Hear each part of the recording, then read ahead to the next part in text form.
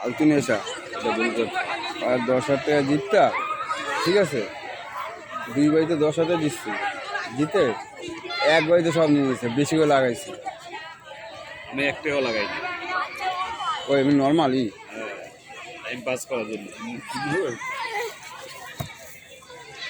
খুব খারাপ। এটা জানি টাইম পাস করার জন্য। শোভনীয় দিয়ে খেলাইছিলাম, বুঝছিস, শোভনই জিতছে। আমি শোভন তাহলে একটা কাজ কর, 500 করে কর। ও হারা করছে কি, একবার 10,000 লাগাই দিছে, কয় দা পাইলে 4 লাখ। আর একবারে 10,000 পাইছে গপাত। একবার 4 লাখ হয়ে গেছে না? একবার 4 লাখ হয়ে গেছে। আমারও পকেটে পয়সা ছিল না, আমি বোনাস পাই আমি খেলছিলাম।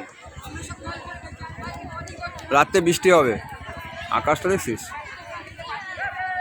আর হইলে কি করা যাবে বলো, কিছু করার নাই।